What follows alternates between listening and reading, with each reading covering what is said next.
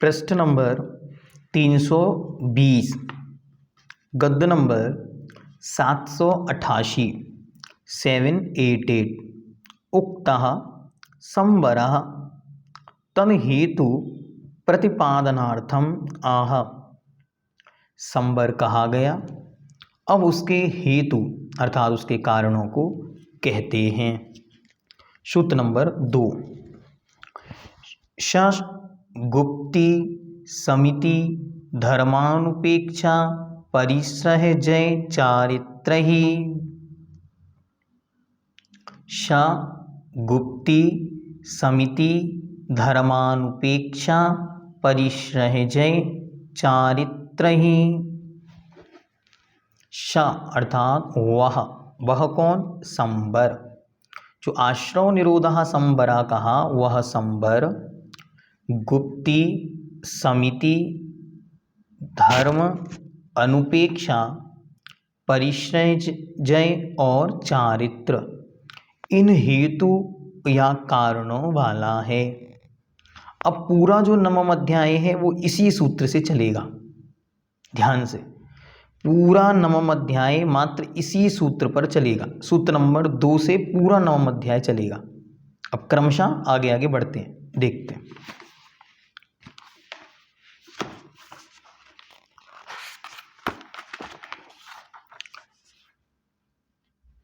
Page number 321, paragraph number 789। यतः संसार कारणात् आत्मनो गोपनम भवति स गुप्ती।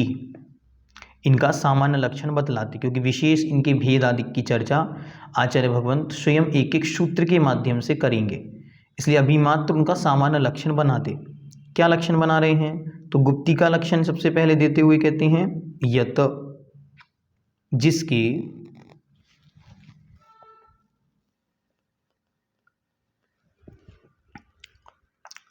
जिसके बल से संसार के कारणों से आत्मा का गोपन होता है। जिससे संसार कारणात् संसार के कारणों से आत्मनः गोपनम भवति आत्मा का गोपन होता। गोपन का शब्द अर्थ होता है रक्षा। तो जिससे आत्मा की संसार के कारणों से रक्षा होती है, या यूं मानो जिसके निमित्त से संसार बढ़ रहा था उनसे जो गोपित कर लेती है, रक्षा कर लेती है, बचा लेती है, उसका नाम गुप्ती है। इसके सार में यदि हम जाएंगे तो मूल में हमको एक बात समझ में आएगी कि मूल संसार में जो कुछ अभी दिख रहा है उसका मुख्य कारण है मन, वचन और काय, और इन तीनों को ही निग्रह कर लेना गुप्ती है। सो तीनों पर ही जो कंट्रोल किया सो सारे संसार पर कंट्रोल कर लिया, इस प्रकार से जानना। अब समिति क्या है? प्राणी पीड़ा परिहरणार्थम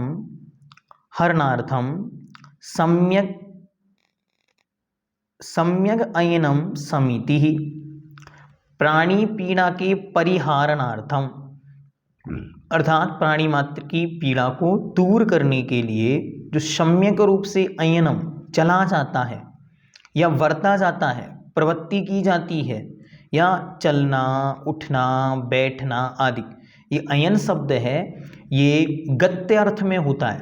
जैसे समय शब्द है ना, समय सार में समय शब्द है, तो उसकी व्याख्या करते हुए आचार्य ने लिखा सम प्लस अयति, चलने, उठने, बैठने, सोने आदि में, रखने, उठाने आदि में, जहाँ प्राणी पीड़ा की भावना ना हो या प्राणी पीड़ा की परिहार हो जाए, बच जाए। जैसे मुनि महाराज हैं, कोई वस्तु रखेंगे, उठेंगे, चलेंगे, फिरेंगे तो पिच्छी लगाकर कार्य करेंगे, इससे क्या हुआ? जीवों की रक्षा होगी। ये मूल समिति का लक्षण है। फिर अगर आप 5 समितियां देखेंगे तो उसका मूल भाव है प्राणी पीड़ा परिहरणार्थम, ठीक है, परिहारार्थम इसमें लिखा है, परिहारार्थम, हरार्थम मतलब दूर करने के लिए। इष्टे स्थानी धरती इति धर्मा, ये परिभाषा हमको सबसे प्यारी लगी, लेकिन इसको हमने सबसे पहले जब पढ़ा था पूज्यवर आचार्य भगवंत समंत भद्रदेव ग्रंथराज रत्नग्रंडक शावकाचार्य, यो धरती उत्तमेषु के सधर्मा, याद है? भूल गए? सबको याद रखना है, स्टोप दे रत्नकरंडक शावकाचा। श्लोक नंबर 2, देशयामि समीचीनम धर्मम कर्म निवरहणम संसार दुखतः सत्वान यो धरति उत्तमे शुके। उसी को यहाँ पे आचार्य भगवंत कह रहे हैं, इष्टे स्थाने धत्ते इति धर्मः। जो प्राणी को इष्ट स्थान में रख दे उसका नाम धर्म है। इष्टे स्थाने धरति इति धर्मा। इष्ट स्थान, इष्टम किम, इष्टम किम, इष्ट क्या है? तो पूज्यवर ने वहां, आपको याद हो जब सर्वा सिद्धि की प्रस्तावना चालू हुई थी उत्थानी का, तो क्या बोला था? आत्मनः हितम किम, आत्मा का हित क्या है? तब पूज्यवर ने कहा सुखम, सुख ही आत्मा का परम लक्ष्य है। उसे यहाँ पे इष्ठे सुखे, सुखे स्थाने, सुख स्थाने, सुखम कुत्र, सुख कहाँ है? तो क्या कहा? आकुलता विन, आकुलता शिव माहीना ताते, कहाँ नहीं है? शिव मोक्ष स्थाने।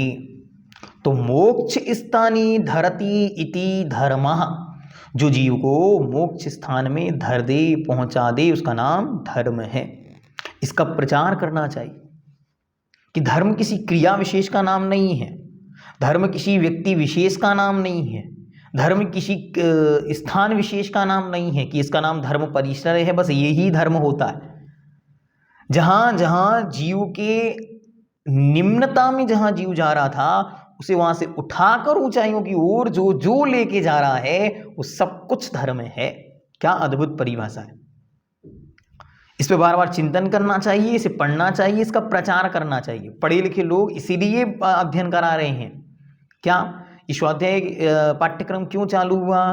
कि आगम की पंक्तियों को खोला जाए कि इष्ट स्थान में पहुंचाने वाले का नाम धर्म है।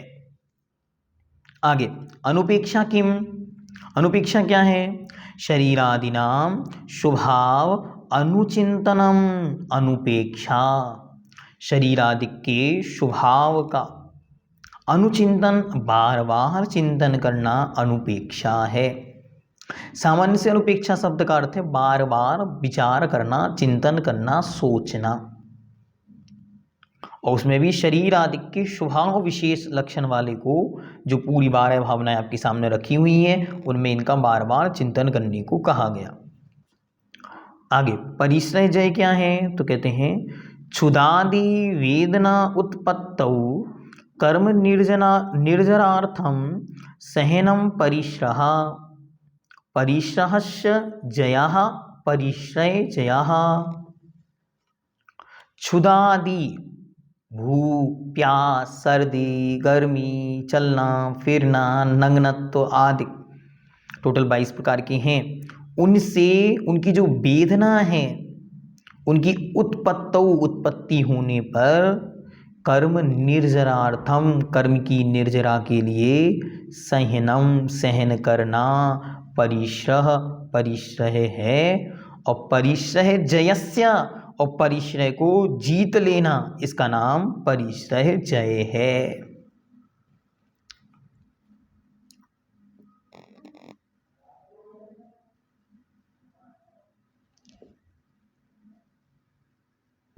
चले आगे। चारित्र क्या है? चारित्र शब्द आदि सूत्रे व्याख्यातः व्याख्यार्थः।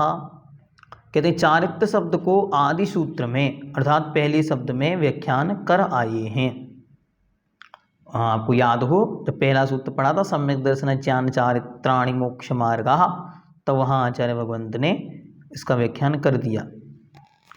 और यहाँ पर भी चारित्र के विषय में बहुत सारी बातें असंयम के विषय में बतलाई हैं, सो वहाँ से भी अपन को जान लेना चाहिए। एतेषां गुप्त्यादीनां संवरण क्रियायाः साधकतमत्वात् करण निर्देशः। कहते हैं एतेषाम, ये जो कही गई गुप्ती आदि नाम, गुप्ती को आदि लेकर, अर्थात गुप्ती, समिति, धर्म, अनुपेक्षा, परिश्रय और चारित्र, ये संवरण क्रियाया, संवर की क्रिया के क्या हैं, साधकतमत्वात्, साधकतम होने से, सहायक होने से, उसके कारण होने से, करण निर्देशः, इनमें करण का निर्देश हुआ। करण मतलब तृतीय विभक्ति का निर्देश किया। यदि आपने थोड़ी सी भी हिंदी व्याकरण को अच्छी तरह पढ़ा होगा, यद्यपि उसमें नंबर सबके अच्छे आते थे तो पढ़ा तो नहीं है, लेकिन फिर भी यदि पढ़ा होगा तो कर्ता ने कर्म को करण से या के द्वारा, जैसे राम ने पेन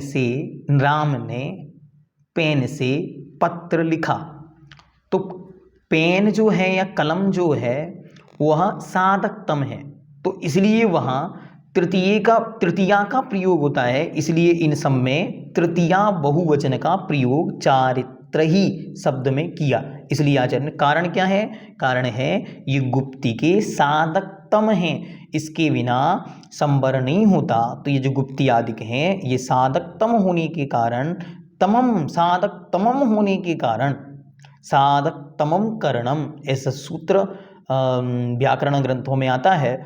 अभी जब मध्य सिद्धांत कौमुदी का अध्ययन किया था उस समय ये सूत्र आता वहाँ पे, तो इन चीज़ों को भी ध्यान में कहीं कहीं व्याकरण को रखना चाहिए। अब कहते हैं संवरो अधिकृतोपि सा इति तत्शब्देन परामर्श्यते गुप्त्यादिभिः साक्षात संबंधनार्था। अब देखो यहाँ आचार्य शिष्य के माध्यम से शंका ना पूछ के स्वयं ही शंका करके उसका समाधान कर रहे हैं।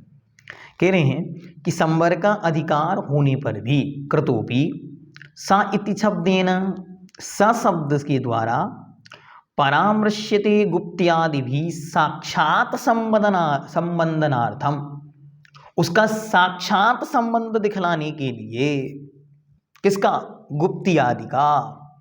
इसीलिए यहाँ पे हमने सा शब्द रखा, क्योंकि हम एकदम डायरेक्ट रिलेशन बनाना चाह रहे थे। हम नहीं लिखते तो भी विषय क्या चल रहा था, संवर का।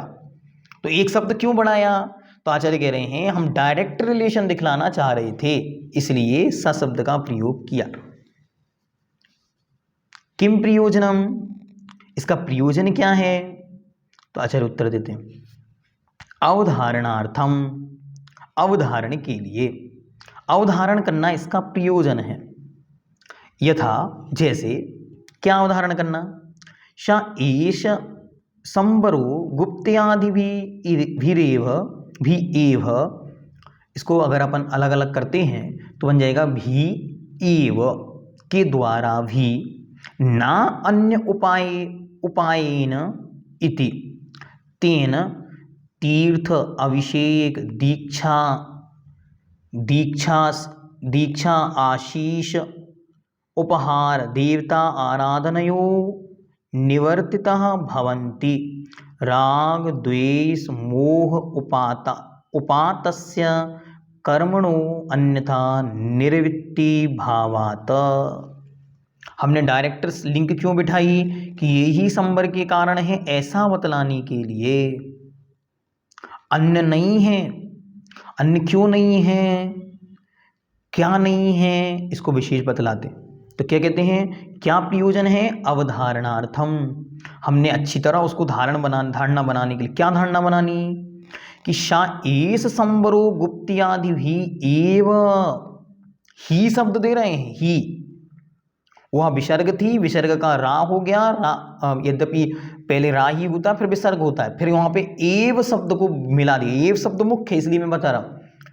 कई स्थानों पर तो एव कार ही दे दिया उन्होंने, तो एव शब्द का अर्थ ही, यही संवर के कारण है, ना अन्य उपाय इति, अन्य उपायों के द्वारा नहीं होता। तेन भी, अन्य उपाय कौन कौन से हैं, तो कहते हैं तीर्थ, ध्यान से देखना, तीर्थ यात्रा करना, फिर अभिषेक करना, दीक्षा लेना, फिर आशीष अर्थात आशीर्वाद लेना। फिर अच्छा नहीं, ये आशीष शब्द नहीं है, यह है दीक्षा शीर्षोपहार। शीर्ष उपहार क्या होता है? शीर्ष उपहार में अपना गला काट के भी समर्पित कर देते हैं। तो शीर्ष उपहार, या यूं मानो बड़े बड़े उपहार, और शीर्ष शब्द का अर्थ है ऊपरी भाग। सो अपना सिर काट के ही उपहार के रूप में दे देना। गजब। देवता आराधनादयो, और देवता आदि की आराधना, इनकी निर्विता निवर्तिता भवंती आदि का निराकरण हो जाता है। अब आपके मन में शंका तो आ गई होगी, जो हमारे मन में आ गई वो आपके मन में भी आई, लेकिन समाधान भी है। क्या? यहाँ पर जितनी भी क्रियाएं दी गई वे मिथ्यात्व संदर्भित, एकांत संदर्भित हैं। जैसे तीर्थ यात्रा करना। तीर्थ यात्रा का मुख्य प्रयोजन आत्मविशुद्धि होनी चाहिए। तीर्थ कुछ देने वाले हैं, अगर ये भावना है, या तीर्थ के माध्यम से कुछ मिलने वाला है ये भावना है, तो तीर्थ यात्रा पूर्ण फलदायी नहीं है। और जिस दृष्टि से आज हम तीर्थ यात्रा कर रहे हैं या लोग तीर्थ यात्रा पर जा रहे हैं, उस दृष्टिकोण को यदि अच्छी दृष्टि से देखा जाए तो वह सारा का सारा तो आश्रव बंध में और मोस्टली पाप बंध में कारण जा रहा है। इसलिए संवर का मुख्य कारण तो बनेगा जब आत्म प्रयोजन भूत होकर कर्मों की निर्जरा के लिए आश्रव को रोकेगा, तब जाके संवर होगा। इसलिए तीर्थ यात्रा से पहले तो मिथ्या तीर्थ आदि को ले लें, या जिन्होंने ये माना कि तीर्थ की यात्रा करना ही हमारा क्या है, मुख्य प्रयोजन है, उससे ही निर्वाण हो जाता। जैसे आजकल बहुत सारे यूट्यूबर्स आप देखते होंगे या कभी चलते फिरते आपके सुनने में आ जाते होंगे, वो कहते होंगे इस पावन भूमि से ही मुक्ति होती है। या अन्य ग्रंथों में आपने देखा होगा वो कहते हैं कि इस पावन भूमि की माटी से ही मुक्ति होती है। ये तो मुक्तिपुरियां हैं, यहां आते ही मुक्ति होती है। तो ऐसे जो कथन है उनका यहां पे खंडन किया। ठीक। फिर दूसरा शब्द है अभिषेक। अभिषेक में दोनों प्रकार से, अभिसिंचति, वास्तविकता में अभिषेक शब्द है नहाने के अर्थ में।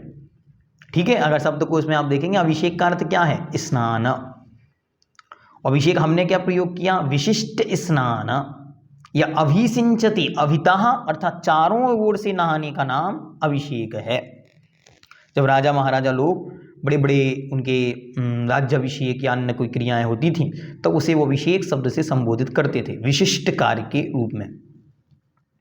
उन सबको लेकर, या अन्य नदियों में नहाना, यहाँ नहाऊंगा वहाँ नहाऊंगा तो इससे कर्म झरेंगे, इससे भी शंबर लोग मानते मतलब वो ये मानते कि इससे भी मुक्ति होती है, इस तीर्थ में स्नान करने से मुक्ति होती है, इस प्रकार की जिनकी मान्यता है। दीक्षा, अन्य मतों में दीक्षाओं का बहुत प्रचलन है। गुरु दीक्षा, नाम दीक्षा, मंत्र दीक्षा, कुल दीक्षा, ऐसी अनेकों दीक्षाएं उनके यहाँ होती हैं। विषम दीक्षाएं संवर का हेतु कारण नहीं है। आपने पुराण ग्रंथों को यदि पढ़ा है तो उन्होंने बहुत स्पष्ट शब्दों में लिखा होता है, उसने ग्रह त्याग किया और सामान्य से ये 1-2-4 नाम वहाँ मिलते हैं, उनमें जाकर दीक्षा ग्रहण कर ली, ये संन्यास ले लिया। इस प्रकार की भी जो प्रवृत्ति है वो सब यहाँ दीक्षा से ग्रहण करना। और अगला शब्द बड़ा महत्वपूर्ण है। ये हमको कब याद आया, जब हमने इसको पढ़ लिया तो तुरंत हमको जब याद आया कि एक बार ऐसा कुछ प्रसंग हमारे साथ भी घटा था। ये 2016 की बात है लगभग, तब का हमको ये शब्द याद आया। तो ये उस समय का स्मरण बना रहा कि शीर्ष उपहार शब्द है, तो अपना मस्तिष्क तक वो अपने गुरु को देने को तैयार हो जाते, इससे भी संवर नहीं होता। फिर कहते हैं देवता आराधना, देवताओं की आराधना करना, इससे भी संवर नहीं होता। इन सब के निराकरण के लिए मैंने यह सूत्र दिया। राग द्वेष मोह उपात्तस्य कर्मणो अन्यथा निर्वृत्ति अभावात। कहते हैं क्योंकि राग द्वेष मोह के उत्पत्ति के जो निमित्त हैं या कारणभूत ग्रहण किए गए कर्मों का अन्यथा निर्वृत्ति अभावात, किसी भी रूप में अभाव संभव नहीं है। इतनी क्रियाएं दे दी, जब तक राग, द्वेष और मोह, जब तक ये तीनों विद्यमान हैं, विराजते हैं, तब तक किसी भी दृष्टि से उस जीव के संवर नहीं होगा। इसलिए पूज्यवर, आपको बहुत अच्छे से ध्यान हो तो रत्नगणक श्रावकाचार्य में पूज्यवर ने स्पष्ट रूप से उल्लेखित किया, राग द्वेष निर्वृत्तै चरणम प्रतिपद्यते साधु। राग द्वेष की निर्वृत्ति के लिए सज्जन पुरुष चारित्र को धारण करे, अर्थात संवर को धारण करे। किस लिए? राग द्वेष निर्वृत्तै। ये पंक्ति यहाँ पे आ रही कि राग द्वेष मोह उपातस्य या उपातस्य कर्मणो अन्यथा निर्वृत्ति अभावात। अन्य रूप से कोई निर्वृत्ति नहीं होने वाली, होगा ही नहीं जब तक राग द्वेष है। तो राग द्वेष मोह के निमित्त से ग्रहण किए गए कर्मों का अन्य किसी भी दृष्टि से क्षय नहीं होगा। उन्हें तो इनके माध्यम से ही समिति, गुप्ति, समिति, धर्म, अनुपेक्षा, परिश्रय, जय और चारित्र, इनके माध्यम से ही क्षय को प्राप्त होंगे। इसलिए धर्म का मूल है कि वास्तविकता में धर्म क्यों धारण करना है, ये पूज्यवर यहाँ बतलाएंगे। इस अध्याय का सबसे सुंदर प्रसंग है परिश्रय जय। क्या अद्भुत वर्णन किया। एक बार तत्व सूत्र की वाचना के समय मैंने उसका वाचन किया था, किसी को याद हो तो। यदि नहीं भी स्मरण में है तो अपन एक बार पुनः जब इसको पढ़ेंगे तो बड़े आनंद के साथ, क्या दिगंबर साधुओं की चर्या है, क्या उनका महत्वपूर्ण कार्य है। यद्यपि ये पूरा अध्याय ही दिगंबर साधुओं की विशेषता को लिखित करने का भाव है। पूज्यवर का भाव मूल में तो कि हर एक जीव को ये एहसास हो जाए कि इस मुद्रा को धारण किए बिना कर्म निर्जरा होगी ही नहीं, संभावना ही नहीं बन रही है। लेकिन फिर भी जो धारण नहीं कर पाए हैं और जिन्होंने धारण कर ली है, उन दोनों के बीच का जो अंतर है, जो गैप है, उसे वे स्पष्ट इस अध्याय के माध्यम से पूज्यवर करेंगे। सो हम सब क्रमशः उसे देखेंगे।